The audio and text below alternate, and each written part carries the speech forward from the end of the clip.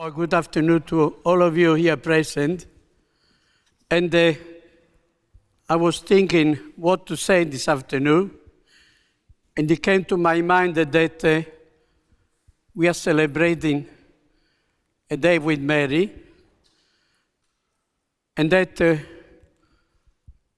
we are celebrating the glories of Mary, our mother,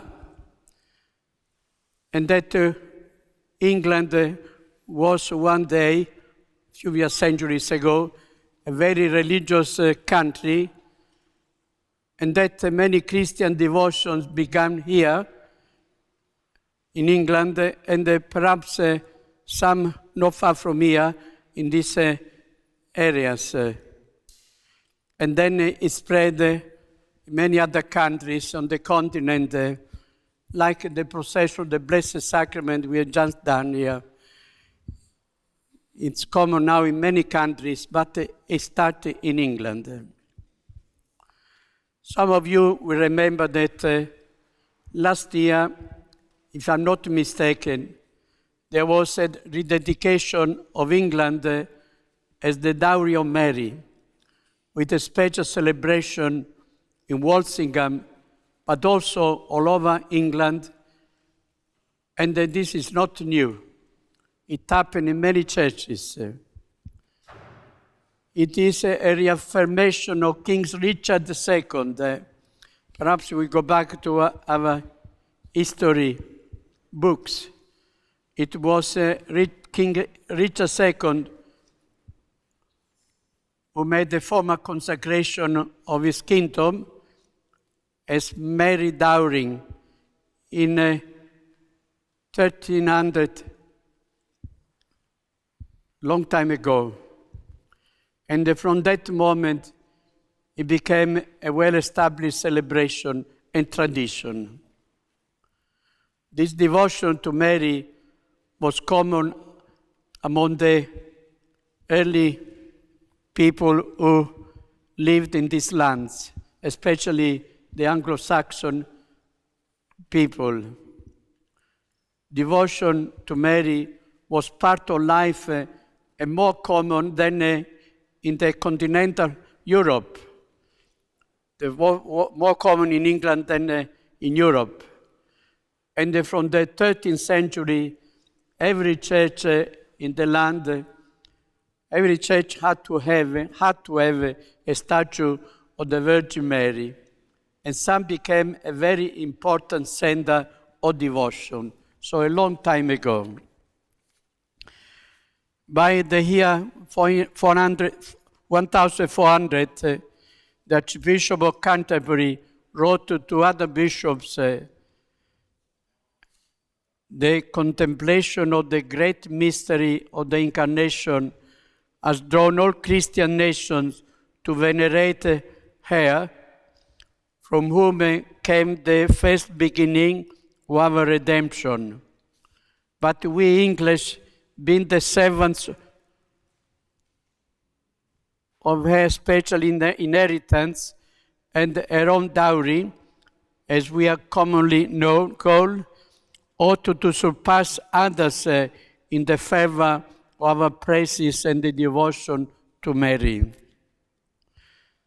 The devotion to Our Blessed Lady is a particular hallmark of Catholic life everywhere. The Protestant rejected any devotion associated to Mary or to the saints.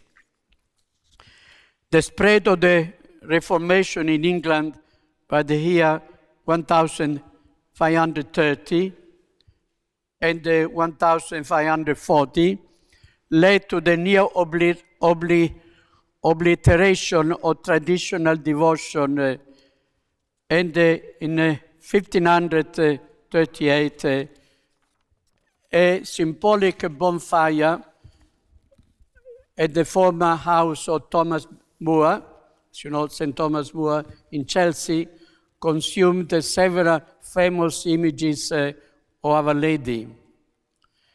10 years later, 1548, nearly all references to Our Lady disappeared in the English liturgy. But devotion to Mary was flourishing in private individuals, among private individuals. We know that the statues were hidden and found them after many years. One such statue is Our Lady of Breakfast. Other statues were found in Yorkshire and North Wales. We have ourselves in Hampton a mutilated statue of Our Lady found in a garden at Chelsea and given to us by a builder. I remember his name, Mr. Farmer. Some experts say that probably it came from Westminster Abbey. We hope to put her in a place of honor in the new refurbished chapel in Hampton, and we have a plan to spread the devotion near and far. Watch this space. It took some time for the Catholic tradition to flourish once again. You are aware that the Reformation of the Catholic emancipation, started in 1829, and pilgrimages were slowly started again, but it never reached the time of King Richard II or the Archbishop Arundel of Canterbury. Some Anglo-Catholic were at the forefront to restore devotion to Our Lady, like Our Lady of the Oak in Islington and two statues in Westminster Abbey. Tradition says that sometimes in the 8th century, the Virgin appeared to a swineherd called Eves at Evesham and told him to tell the Bishop of Worcester there and to establish a church in her honor. It seems this is the earliest recorded apparition of Our Lady in this land, and one of the first outside the Mediterranean world.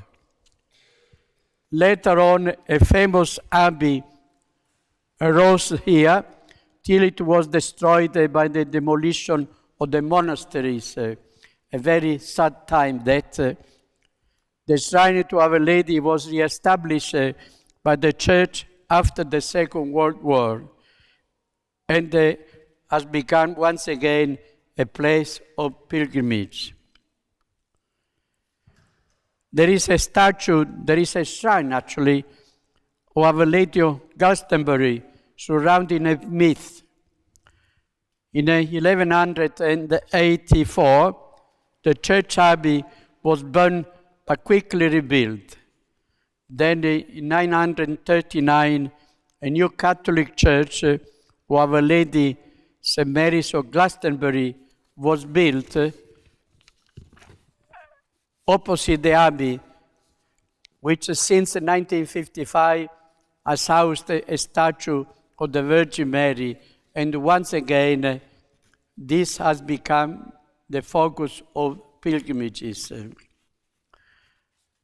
We have the shrine of Our Lady of Caversham, with a long history of pre-Norman conquest. Our Lady of Ipswich as early as 1152. There is the shrine of Our Lady of Willesden, North London, Allingry outside Hereford. Again, a very old statue of Our Lady. We have Our Lady of Grag at Nasbury, which dates from 1408. We cannot forget Our Lady of Elsford in Kent, beautiful setting, beautiful shrine, still attracting thousands of pilgrims every year, especially of different nationalities and background. Our Lady of Fairness in Preston, I remember many years ago, I've been many times there. And of course, Our Lady of Walsingham, our present national shrine dedicated to Our Lady. In my experience, and perhaps in your own experience, the shrine dedicated to Our Lady are a kind of magnet for people to attract them and bring them to Jesus. In Italy, where I came from, and especially in some areas, people talk to Our Lady as the person closer to them and closer to Jesus, and she can get anything from Jesus.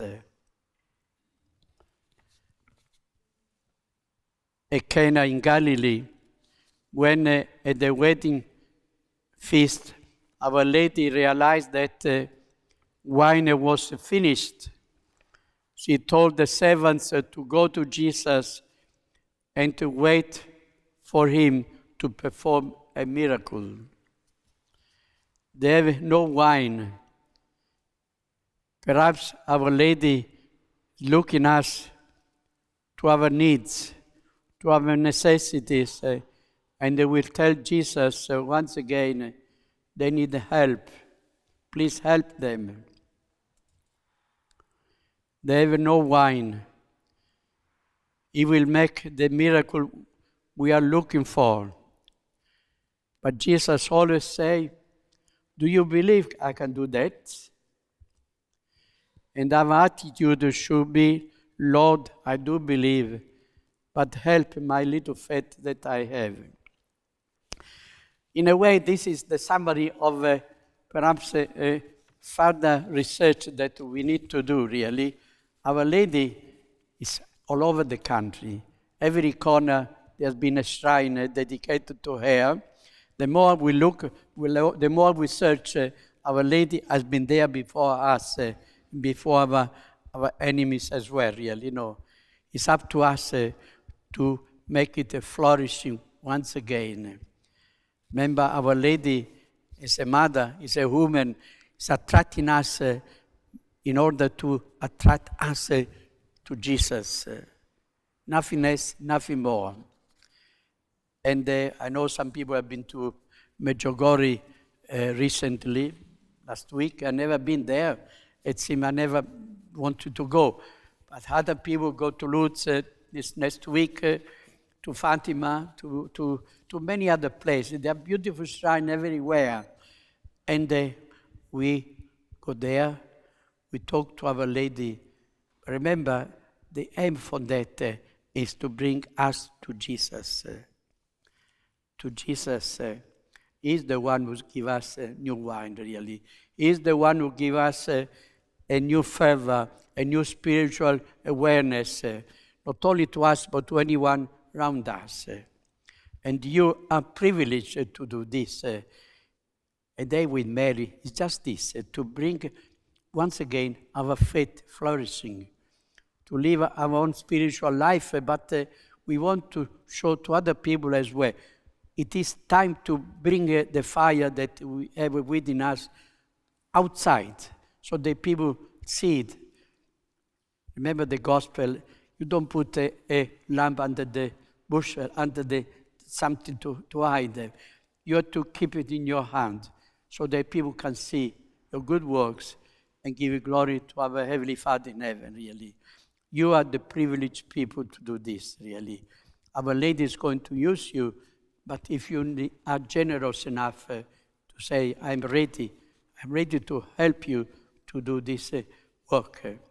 And by doing that, I'm sure that, especially around these lands, a new flourishing faith will come out of it.